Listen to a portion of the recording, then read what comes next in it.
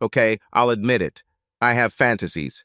In all of them, I'm tall and athletic, handsome as hell, a successful entrepreneur, and rich as Croesus. And of course, I have an easy and relaxed approach to women. I'm not really like that. I'm average height, average weight, never good at sports, and have always been a support for my outgoing friends. So I had nothing left after the alpha males ate. The term remnant more or less describes my first failed attempt to get rid of the fact that I had never been with a woman. I was at a sorority party when I saw this girl with brown hair. She stood at the other end of the room, looking just as uncomfortable as I am. Neither of us were a couple, so I walked up to her misfortune loves company.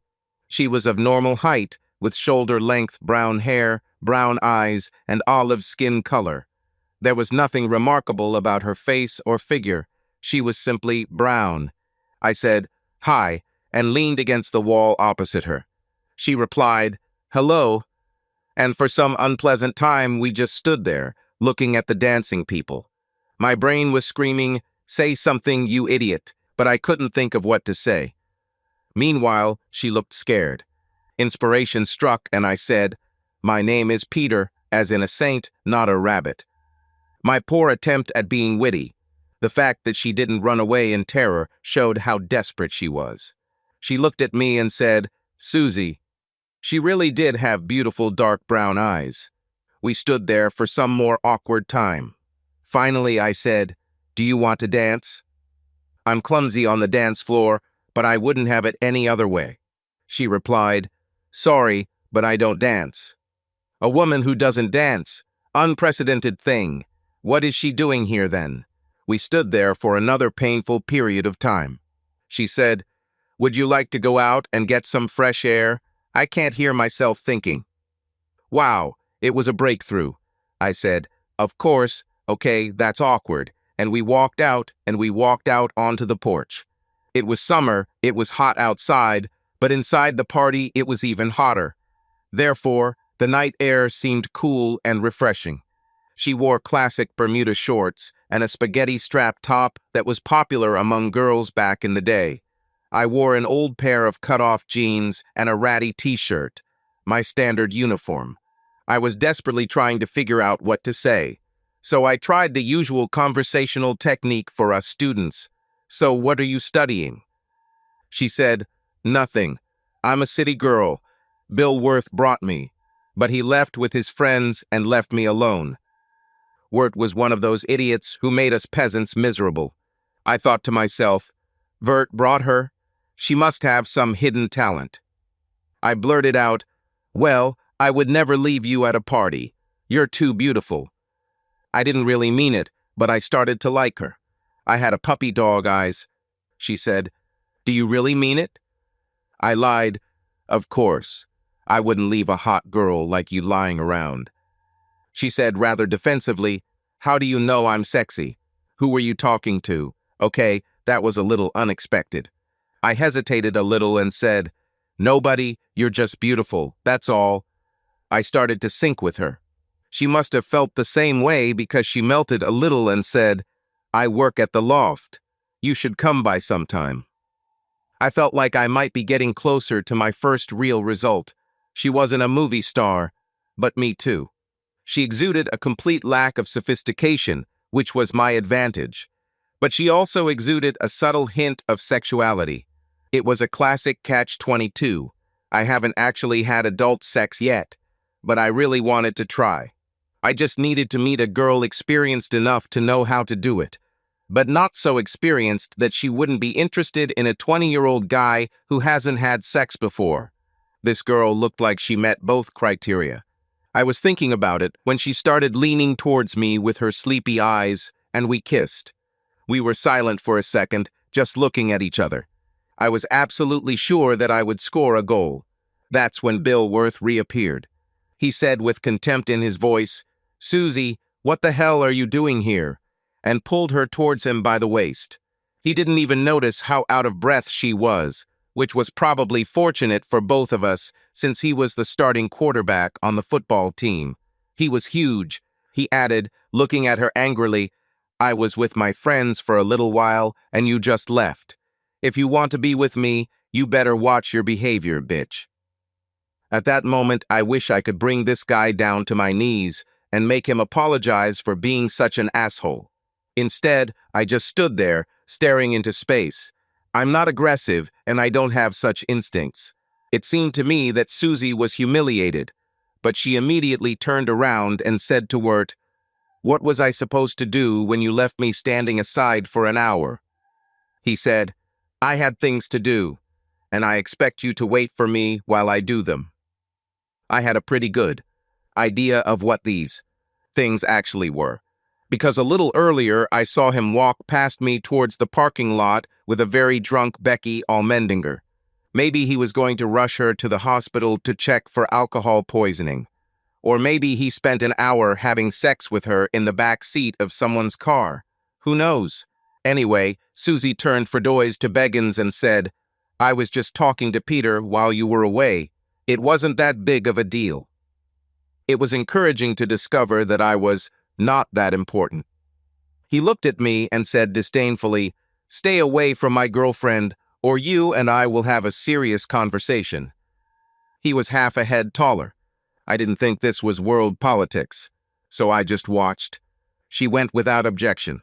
My alter ego would have made this scoundrel beg for mercy at this moment, but I actually just stood there, looking at them disapprovingly. A judgmental look was the best I could come up with at the time. As I watched them disappear, I was suddenly almost sure what her hidden talent was. This was confirmed when I was upstairs peeing. Susie's top was lying on the floor in the hallway, and sounds were coming from the nearby bedroom. Lesson well done, and needless to say, I never saw Susie again. In the meantime, I finally dealt with my little problem of sexual experience. It was almost the same situation. I was at one of those street parties in the local park. This was an event that the Greeks sometimes held at the end of summer. I was, as usual, without a date. The party itself was held from the back of a truck F-150, which was parked in the parking lot next to the field. The entire area was surrounded by very dense forest. I wandered drunk among the trees. This was mainly because I was sick of watching the men and women of Phi Alpha and Lambda Tau get drunk. Total inebriation was such a weekly ritual among our student community that it made me wonder how the university managed to achieve its sterling academic reputation. So I thought it would be interesting to see what was in the forest. Boredom, loneliness, and the foamy stuff they were dispensing from the back of a pickup truck fueled my curiosity. In any case, I was wandering aimlessly among the trees when I came across a female figure. Looks like one of the sorority girls climbed into the bushes to die. She was stretched out on her back on a soft bed of pine needles and leaves under one of the trees. The vision was strangely reminiscent of the scene of the dead soldier from the book The Red Badge of Courage. She wore a classic sundress, and in her fainting, she managed to lift the hem of her dress so high that it seemed as if from the waist down she was wearing nothing but panties. I walked over and looked to make sure she wasn't dead. It was more out of curiosity than anything else. It's not every day you see a picture like this. I didn't intend to do anything more dishonest. And yes, I know that I'm a pervert. I am a boy. At this moment, the body groaned heavily, and I sat down to check on her condition, not quite Galahad, but at least I showed concern. When I did this, she opened her eyes, looked at me vaguely, and mumbled, "Who are you?" I was about to answer her when she said in a decisive voice, "Okay, you'll come." And she grabbed me and we had sex. I didn't know who she was, and to be honest, I was a little dazed from my first sexual experience and, of course, drunk. My noble alter ego would have stayed and called for help, but she actually looked peaceful lying there. So instead, I stood up and pulled her dress down. After all, I'm a gentleman. Then I wandered back to the party for more. I never saw her again. I don't even remember what she looked like. And as far as I know, little Peter Ostrovsky is running around out there somewhere. But that first pathetic case of questionable sexual ethics, and I'm not sure who was to blame, opened the floodgates. I must have slept with half the unattractive girls on campus before I graduated. I wasn't interested in building up my social credit. I just wanted to repeat that experience. And frankly, all cats in the dark are gray. In fact, I have always believed that less popular girls exhibit much more inspired and noble behavior, and you can really improve your technique with some practice. At least I had no complaints.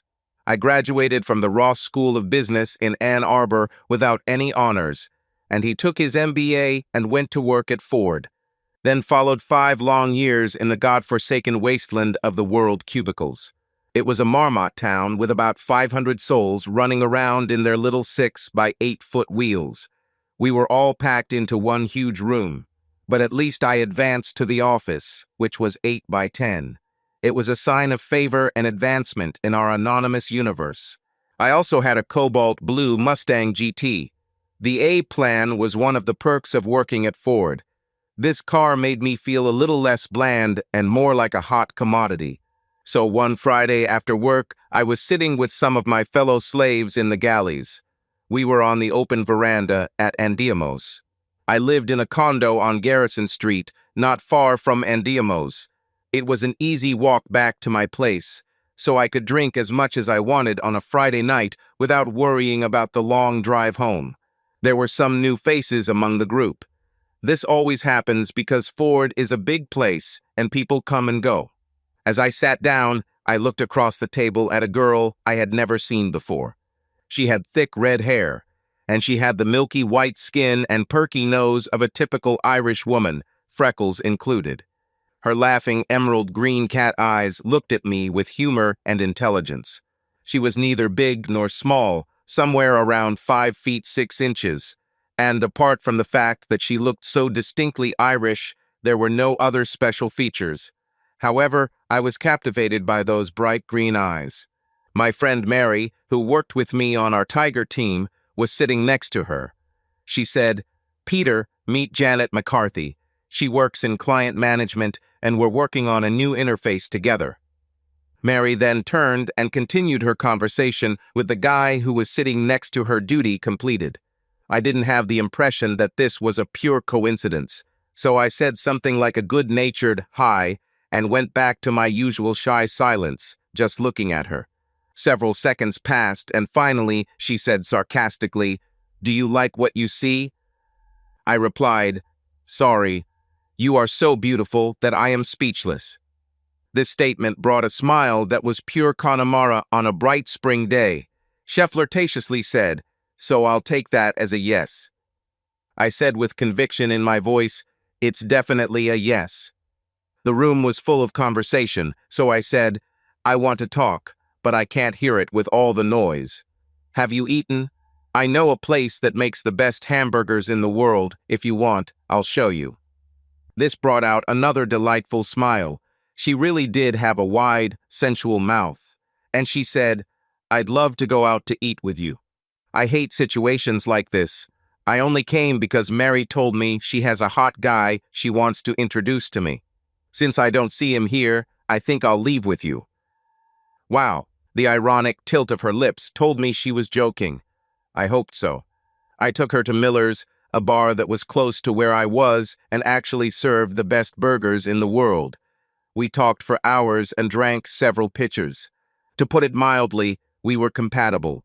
And then, at that moment, in the depths of my soul, I knew that I was going to marry her.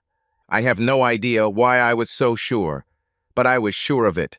It was something about the way we connected. It just felt right. Neither of us were in any condition to drive, so we left the Mustang in the Miller's parking lot and lurched our way to my place. I'd like to say we shared a night of passion, but we both more or less passed out. I woke up at dawn in a puddle of drool and lay across the sofa. She somehow made it to my bedroom and was lying face down on the bed, fully clothed. I covered her with a blanket while I examined her body.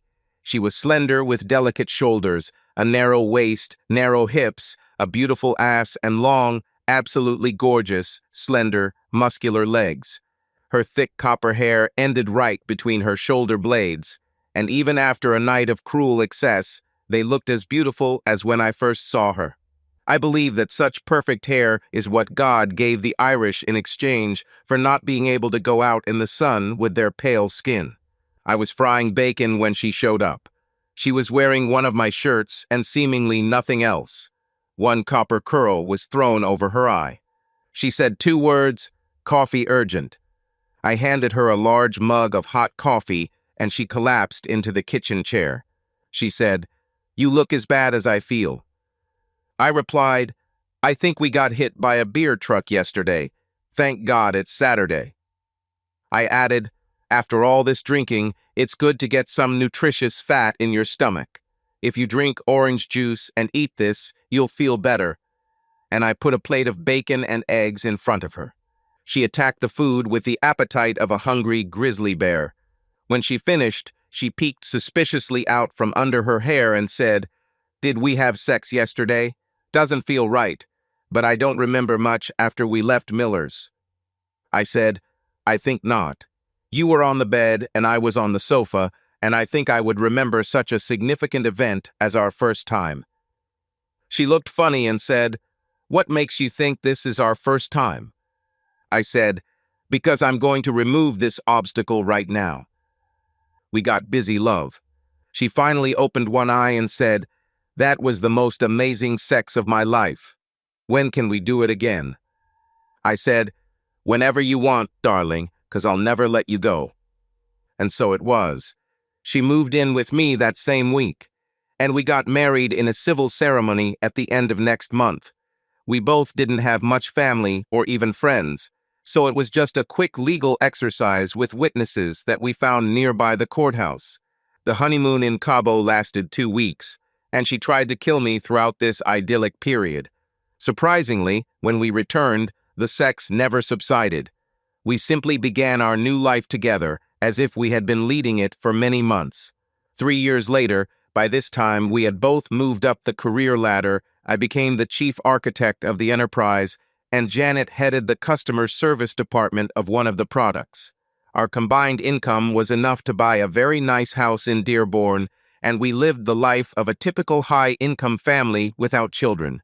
Then we had 2 children in a row, 1.5 years apart. First, there was Sarah, then Dean. Janet took full maternity leave both times, and I tried to help as much as I could. Life is back to normal, except for one big change.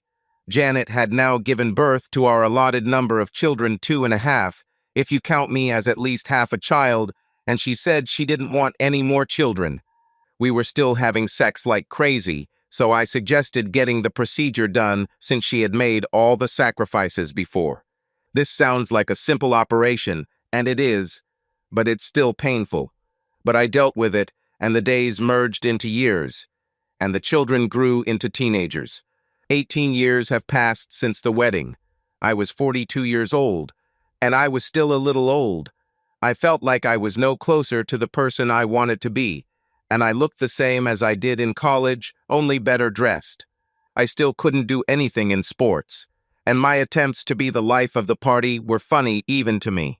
Janet, on the other hand, has blossomed into a stunningly beautiful 41-year-old woman. The cute little Irish face has grown into a full-fledged Celtic beauty. Her clear skin could keep her out of the sun, but also ensured that there wasn't a single wrinkle on her face, and her high cheekbones and perfect Irish features glowed with inner feminine beauty and confidence. Now, when Janet walked into the room, every man looked, and every one of them wanted her. However, other than her striking appearance, we were very similar people. She was not interested in sports and never went to the gym. Her slender body had gained a few extra pounds since giving birth, but they were in all the right places. And unlike any other woman I knew, she hated dancing or even socializing. Her whole life was built around me and our family. She was a wonderful mother and an even better best friend. She was always ready for adventure, so we explored the world together. At first, there were kids with us everywhere. Then, when they grew up, we were accompanied by 2 proto-adults, and sex was like a refresher course.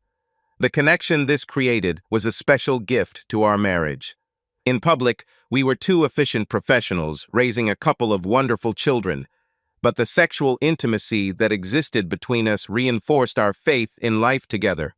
In the dark hours of the night, we all know that deep down we are completely alone. but Janet and I drew so much comfort from our common affection that it fused our individual souls into one spirit. Essentially, we felt like we were moving through life as one because we were so aligned physically. There are long-term marriages where one spouse dies and the other follows immediately. I can understand that. I know this sounds melodramatic, but I really couldn't imagine life without Janet. She was my necessary soul mate. By the time we celebrated our 18th anniversary, I had finally secured the corner office. It wasn't as fun as it might seem, since with real walls and a door came a ton of responsibility. Part of my responsibilities was to manage equipment and services for our unit, which is why I was sitting at my desk when my old enemy William Wirt walked through the door. I haven't seen him since that fateful night on the porch in Ann Arbor, but I recognized him immediately. Of course, he didn't know who I was, but even then he never knew who I was. He had put on weight, about 10 pounds of which now lay beneath the fat on his several chins. He also suffered from severe alopecia, which resulted in him shaving his head. All I could think about when he sat down across from me with all that pink skin sticking out over his tie was that he looked like a 290-pound penis. Of course, he had not lost his sense of self-confidence, and the company he now owned could make him even more arrogant than he had been in the old days.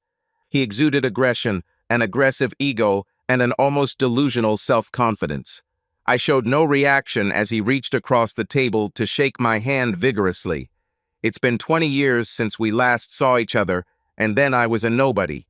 But now I was in charge, and he knew it. His company provided services to Ford. The contract was not large by our standards, but that was all for him, and he needed our business. We have used Verta's services for the past 20 years. His father made Worth president and CEO when he retired 3 years ago, and since the transition, we have received constant complaints about poor quality work. I met with Wirt to look into this. He started with his standard, healthy, how are you approach, which has always been his standard tactic. I knew he thought I was just a corporate nerd, but since the shoe was temporarily on the other foot, he was going to treat me like his best friend.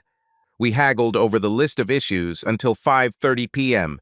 He pretended to check his gold Rolex Yachtmaster watch and said, "Hey buddy, I'm hungry. How about we continue the conversation over dinner at the Henry?" I replied, "My wife is waiting for me at home.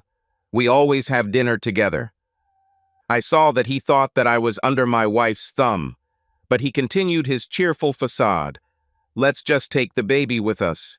Call her. I'll treat you." The last thing I wanted was for Janet to be influenced by this guy. She hated braggarts, and Wirt was one of the worst. But I was between a rock and a hard place. I had an advantage in our negotiations, and I did not want to lose it. However, I also didn't want to leave Janet sitting at home alone, so I called her and asked if she would like to meet us at Tria. She said, "Wow, who do I owe this honor to? You would never take me to such an expensive place." I replied, "The supplier pays, and we will discuss matters, but I didn't want to leave you at home if you wanted to go." She said, "I'd love to go, especially if we don't pay. I'm guessing you want me to dress up." I replied, "He's just a supplier, but let's see if you can hit him." I was going to give the asshole some change for the incident on the porch. She said, "I will be on full alert. I love you," and hung up. She showed up an hour later. She went all out. We sat at a table on the other side of the room. This was as far from the entrance as possible. Therefore, she had to walk through the entire restaurant in her 10-centimeter stilettos. That gorgeous ass wriggled enticingly as she walked towards us. She was a beautiful, confident woman in a tight little black dress. The dress perfectly highlighted her best feature, that thick mane of copper hair, and the cutout front showed off her large, round breasts. A small gold chain with one perfect diamond bobbing in the gorge between these two impressive hills was the finishing touch. Her huge emerald cat eyes were hypnotic, and her wide, sensual mouth is impeccably painted to highlight her knowing smile. Her freckles and perky nose made her look like the hottest and most sophisticated girl next door. She approached us, not taking her eyes off me, and I couldn't stop looking into these two deep lakes of love. I thought to myself, how lucky am I? I looked at Wirt to gauge his reaction. It looks like he swallowed his tongue. His jaw almost touched the table, like a cartoon wolf game, set and checkmate in favor of Janet Ostrovskaya. We both stood up as she approached the table. She gracefully extended her hand to Wirt and said, "I am Janet, Peter's wife." Wirt looked at her with pure delight. He then put his mask back on and turned into good old Bill. He laughed loudly and said, "Well, he sure knows how to choose. Were you an actress or model before you got married?" Janet blushed and replied, "No, I'm the director of customer relations for dealers in this region. I've been working in customer relationship management since before I met Peter." He laughed again and said, "Well, I'd like to be your client."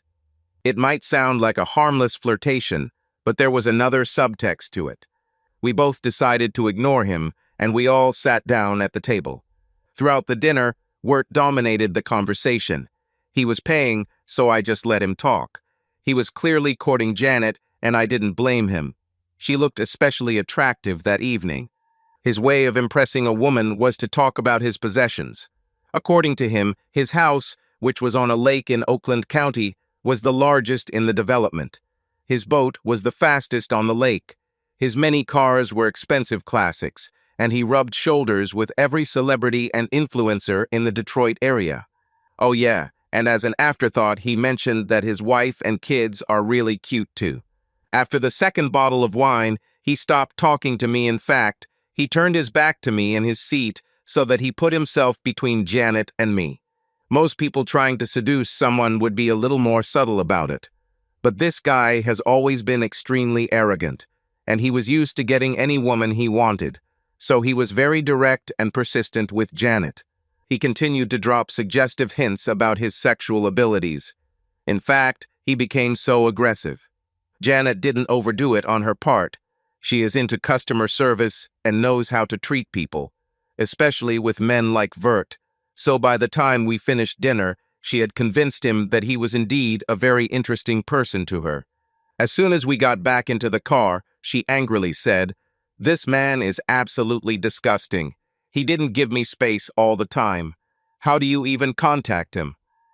I replied, "He owns a company that is completely dependent on our business. When we first started working with them, they were a top-notch supplier. But since he took control, things have gone downhill. It has gotten so bad that we are trying to decide whether to look for someone else. But I thought I'd give him a chance to convince me otherwise. I need to do a little more checking, but I think we will not continue cooperation." She said, "If the way he behaved tonight is any indication, I understand why his company is failing. He is tyrannical, verbose, and rude." I noticed that Janet was particularly demanding in bed that night. I think that despite what she may have thought about the scoundrel, his attention definitely turned her on. I had to admit to being jealous. The next day, I continued negotiations with Worth. It was clear that he thought he had convinced me with dinner. It was also obvious, at least to me, that he was too much interested in my wife. He asked me everything about her, how we met, and what the current state of our marriage was. At one point, he even said, "I bet she's a bomb in bed." I told him that I did not appreciate these types of comments, and that if he wanted to continue doing business with us, he should keep it professional. He responded with his characteristic smug attitude. "It was just a compliment, mate. There is no need to aggravate it so much. I'm a magnet for women, and your hot wife clearly appreciated what I suggested. It just happens." The person I would like to be would have pulled him out of his chair and fucked him all over the office. In 5 short sentences, he humiliated both me and my wife. But instead, I gave him a look that said he was on very thin ice. I hated being such a weakling. But what options did I have? If I had insisted on my way, he would have swelled up like a grouse in mating season. And he knew it would be extremely awkward to discuss something as personal as my wife's abilities in bed, right here, in front of all my colleagues. I still needed to work here. We continued to haggle for the rest of the morning. We agreed on the last sentence and shook hands, not very friendly, I might add, and he set out to make other people's lives miserable. This was on Tuesday. On Wednesday and Thursday, the respective managers and I spent the entire day in meetings deciding what to do. My people kept digging, and the general consensus was that we could get much better quality at a lower price if we went to a competitor. But I had to tell Vert the news. I felt like I had to tell him this face to face. That's how I've always done business, and I wanted to maintain civility. So I called him on Friday morning and told him I would meet him at the Dearborn Inn at 5:00 p.m. We have a permanent presence there considering Henry Ford built it. So the lobby of this famous old hotel seemed the perfect place to finish our business. His tone of voice let me know that he thought I was going to seal the deal. When he walked in, I was standing there with Tom O'Malley, who was our vice president of corporate purchasing, and Vic Ravi, who was our guru. Word approached us as if he was about to cash in a winning lottery ticket. He no longer maintained the good old Bill facade. Instead, he exuded his perceived superiority. I looked at O'Malley, and he looked a little worried. I thought, we have to get this sorted out as soon as possible. I said, as sympathetically as I could, "Sit down, Bill. We need to talk about our contract." He smiled in what could only be described as a smirk and sat down in the fourth chair. He leaned forward and said to the three of us, "I knew you couldn't find anyone better." It hung in the air for a couple of seconds. I exchanged glances with Tom and Vic and said, "That's the point. We already found it.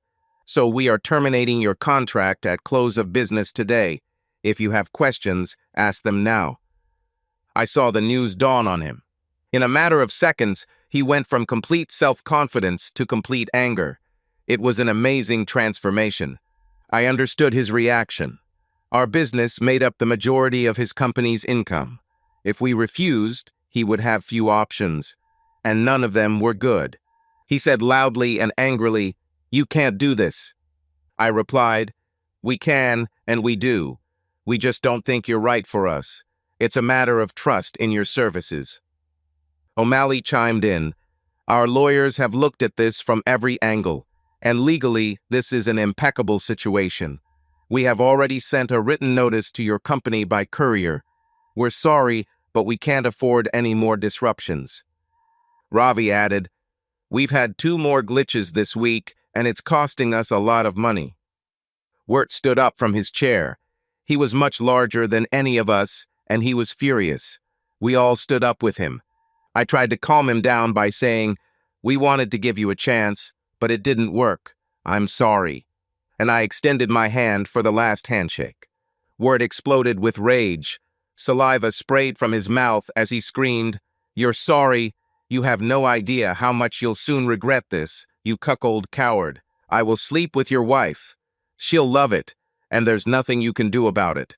In fact, I think I'll keep her for a while as my personal prostitute." I heard the words, but could not comprehend them. I just stood there, not saying anything, with my hand hanging limply in the air and my mouth wide open. Then, without saying a word, Wirt turned and walked out the door. I remembered an incident 20 years ago and was brought back to the feelings of inferiority I had before meeting Janet.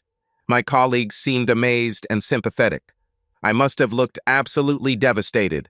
The person I wish I was would be able to shrug it all off with a witty joke.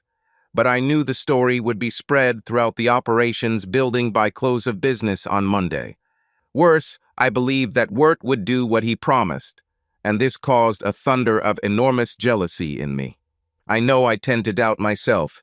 Perhaps this is a consequence of always being picked last at baseball games and the fact that I spent all social events standing on the sidelines with others' wallflowers. Janet changed all that. I felt like a special person because she was so special. However, I was also alarmingly aware that Janet was now out of my league. When we first met, and for many years after that, our social status was roughly equal. But at 41, Janet has blossomed into the ultimate trophy woman, while I have moved into middle age. Perhaps Worth sensed the difference between our social status and planned to act on it.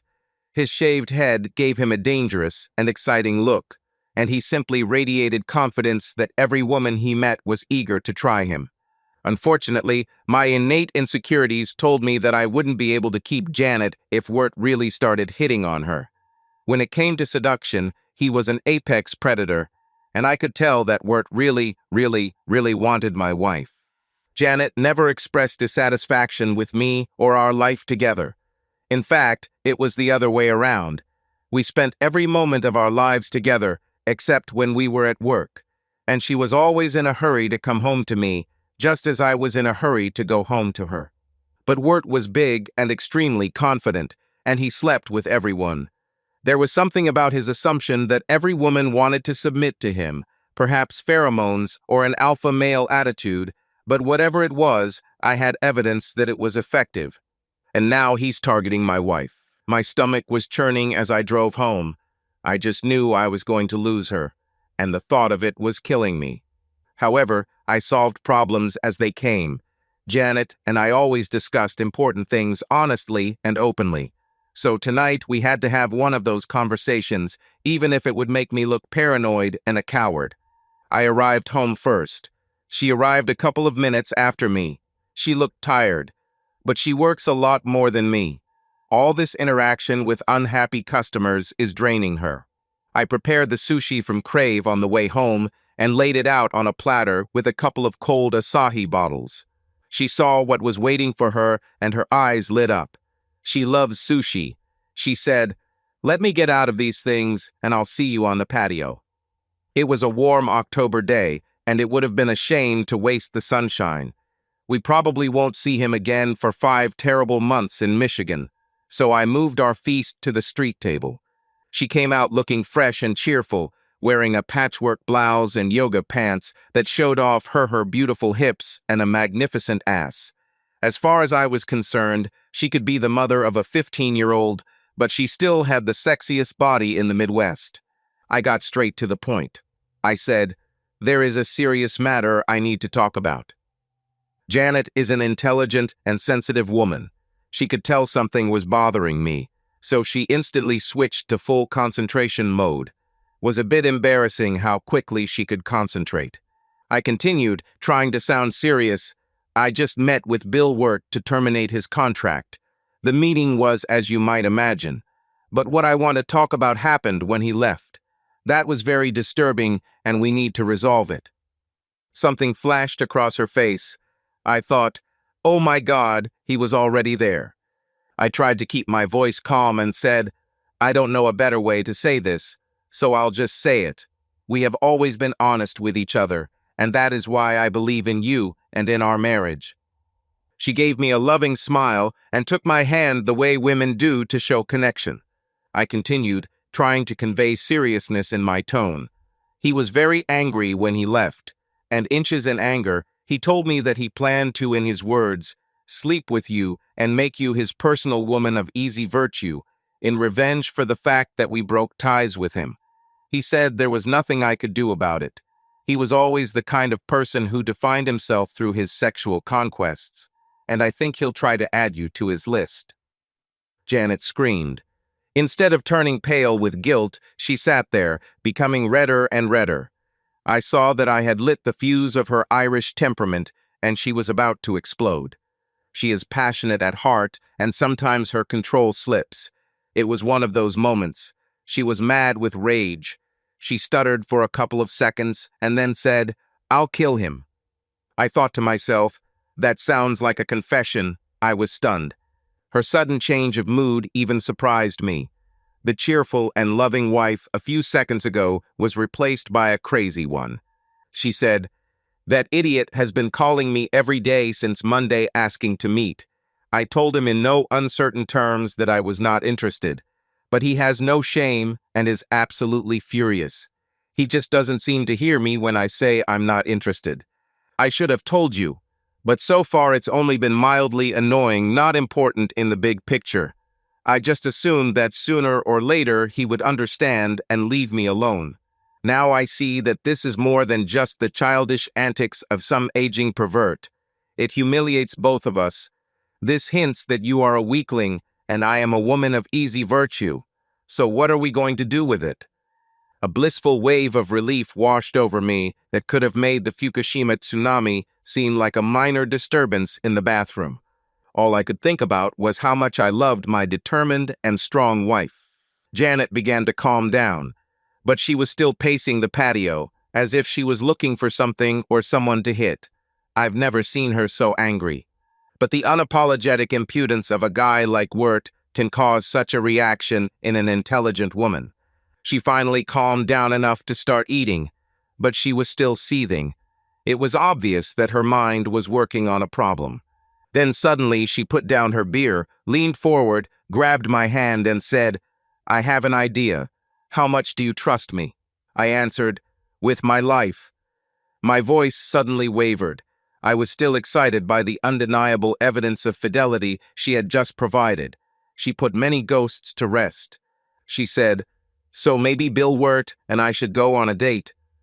This statement didn't kill me. It did make my heart skip a few beats, though. She smiled at me with a mischievous smile. I knew she had a lot of naughtiness in her Irish soul, and I could see that she had a plan for Mr. Verta.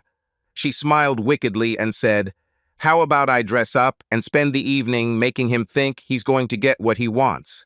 And when he makes his move, I'll tell him all the ways he can never measure up to you as a man."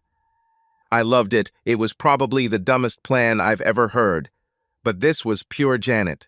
Janet is very proud and brave. She couldn't just let the insult slide. She had to get some form of direct payback. And as far as she was concerned, the more spectacular and active the payback, the better. Of course, this shocked me. There were serious problems, and I outlined each of them. First of all, she'd be alone with the jerk, and she had no defense against the type of physical attack he was capable of. Secondly, she had no idea how sneaky and dirty this guy could be, especially when it came to achieving his goals. And the worst thing is Murphy's Law. This little axiom that says that something unexpected will turn an attempt at personal retribution into a disaster. She smiled at me indulgently and said, "You know that I already had sexual experience when we met. I have years of experience dealing with scum like Vert, and he will never touch me, not while I have it." She stood up gracefully, went into the house, and returned with hair asp. She placed it on the table with a smug grin on her face. She's one of those women who hates being protected by a man, not that I'm any good at it. So she spent time training with a personal trainer to learn how to use a fighting stick. "That's 2 feet of lethal force packed into 8 compact inches," she said. "I'll have this baby in my purse, and I just hope he tries to do something." She was right. Janet is not what one would call a timid woman. In fact, she's furious, and her training with a stick during class was intimidating. However, firmly I believe in karma, and I had a bad feeling about deliberately teasing this narcissistic bastard. Janet has always been the braver of us. She's a woman and has never experienced the type of physical bullying that the average guy faces growing up. Accordingly, when it came to confronting bad people, she never learned lessons caution versus courage. I actually argued with her for quite a long time, but her stubborn little mind was determined. Wirt humiliated both me and her, and she wanted to take revenge on him in the same way. So the following Monday, she returned from work, looking like the proverbial cat that ate the canary. I said, "He called, didn't he?" Worth only called her at work. She said cheerfully, "Indeed, he called, and next Friday we will go to dinner with a large portion of humiliation for dessert. He wanted to do it tonight, but I told him I couldn't leave you until Friday. This will give us time to refine our plans."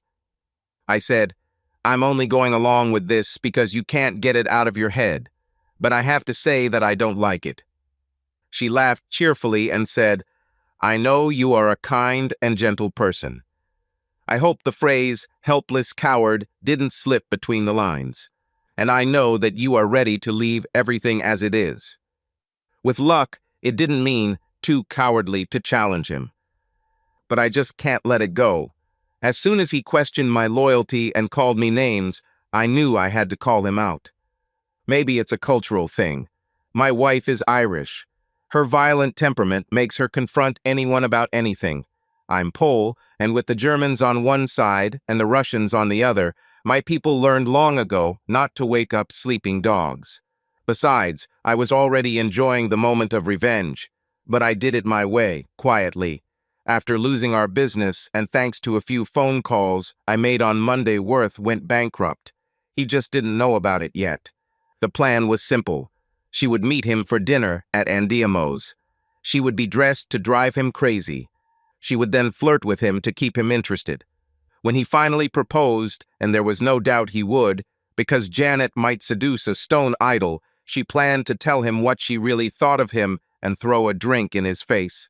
I was actually hoping it would be hot coffee. She would then make a spectacle of it by joining me as I arrived from the parking lot for a hug and kiss before we left stage left. It would be a fitting ending, like a Shakespearean play. The plan seemed impenetrable. It was in public. Worth would not do anything in front of witnesses, and once Janet challenged him, she would be safe before he could respond. And best of all, it would put a wonderful end to my relationship with this idiot. But I still had conditions. I obviously couldn't be seen until the grand finale, but I wanted to keep my eyes on the target the whole time. So it had to happen at Andiamo's, since the bartender there was a good friend of mine. Of course, I saw him many times, and I tipped him very well. And I needed to be nearby. I couldn't sit in the parking lot, but I could sit in the museum parking lot around the corner. I was counting on a call from my bartender friend Mario when it was time for me to go on stage. I was sitting with Dean working on his school project when she came down the stairs, dressed for a date. I actually chuckled in sheer surprise. She was a stunning combination of copper hair, porcelain skin, emerald eyes, and bright red sensual lips. She went all out with her makeup and hair. Her high cheekbones sprinkled with freckles and huge green eyes were captivating. She always had magnificent legs, slender and muscular, and she showed them off in a dress that ended a few inches above the knee. Walking in 4-inch heels only accentuated that gorgeous bubble butt. But the newest addition to her arsenal of tools is a pair of much larger titmus. They were kindly provided by the children. When we met, she had dainty little B-cups. But as soon as Sarah arrived, Janet transformed into a full round pair of C-cups that were so high on her chest and fitted tightly to her that, bra or no bra, she had natural cleavage. They almost didn't seem real. However, through extensive tactile testing, I can attest that every inch and pound of it is genuine. She posed at the bottom of the stairs and said, "Do you like it?" That was our catchphrase. She used it to remind me who exactly this exquisite body belonged to. I was amazed by her beauty. At the same time, a wave of senseless uncertainty ran through me. I knew all the aspects of motivation and planning, but I still felt a pang of pure jealousy when I saw her dressed for another man.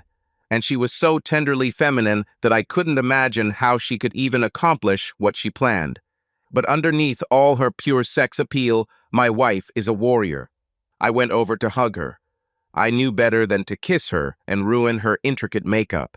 Her perfume amazed me. She gave me a bright smile. I saw that she was enjoying it. This reminded me that Native Americans would hand over their captives to women, that is, if they wanted to be properly tortured. Women are ruthless when you ruin their families. She said, "See you in a couple of hours, sweetie. Please don't be late."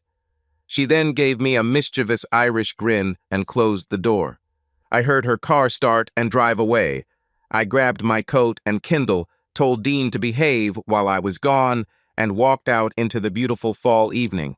The taillights of her Taurus show had already disappeared on our street when I got into mine F-150 King Ranch. The Mustang I had when I was single is long gone, but this truck looked like a luxury car with sporty handling. I knew it would take Janet 2 or 3 hours to bring the hammer down properly on Mr. Baumhorstwort, so I drove the 150 into the deserted parking lot behind the Dearborn Historical Museum. I tuned the excellent audio system to the local classical music station and opened my recently acquired copy of the latest Jack Reacher novel. In my dreams, I'm 6'5" tall and have 250 pounds of hard muscle. So, Major Reacher and I have a lot in common. I imagined what was happening in the restaurant. I was sure that Janet's stunning looks would make Wirt look lusty as Billy the Goat. I was also confident that Janet would give him full treatment. Either way, she's a bit of a tease. Flirting is as natural to a beautiful woman as preening is to a peacock. After all, a woman like Janet has been fooling guys since she was a teenager. Therefore, manipulating men is as natural for her as throwing stones for little boys. Just as I was getting to the good part, my phone vibrated. It had only been an hour and a half since Janet had left, so I said hello, puzzled. It was Mario. He said with concern in his voice, "Pete, you asked me to look after your wife, and I may have bad news. She was having dinner with a guy, and I think he put something in her drink. At least he got her out of here about 15 minutes ago, and she didn't look too good. At first, I thought he was just helping her to the bathroom, but I think they went out the back door. I don't see any of them here right now, and I've already checked." It gave me an electric shock of fear. I said, "Do you have any idea where they're going?" Mario said, "I have no idea, but if you hang on, I might be able to find out what he drives." After a couple of tense minutes, he came back and said, "Danny, the valet, says it was a gold Escalade." Mario added, "Good luck, mate. I never thought that bastard would do something like that." I knew it. If mere mortals defy the gods, they will face a cruel lesson.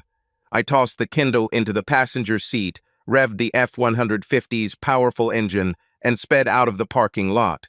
All I could think was, karma is a heartless bitch, and Mr. Des Murphy is never wrong. I shouldn't have let Janet indulge in such a crazy adventure. I was desperately trying to think of where he could take her. I knew I was doomed if he had a motel reservation. There are too many of them in this area. But Worth didn't seem like a man who planned ahead. He had bestial cunning, but not strategic thinking. So I tried to think of a secluded place that would attract him. He probably didn't want to go too far. There were many trees around Henry Ford's homestead to the north, and it was the most secluded place for miles, so it seemed like an obvious choice. If I'm wrong, Janet will pay the price, but I needed to do something. I said a prayer and stepped on the gas. Luckily, it was after 21 azo, and the roads that would have been crowded during the day were almost empty. I headed north and made one of those pointless Michigan U-turns and then headed back down Evergreen. The University of Michigan Dearborn campus was on the right. It looked deserted on a Friday evening. I turned off Evergreen onto Fair Lane Drive. This road led to Henry Ford's estate. It was completely dark there, even though it was right in the heart of a large metropolitan area. There was some residual light from the moonlight, but there were no street lights. I slowed down to 25 mph, looking for any sign of an Escalade.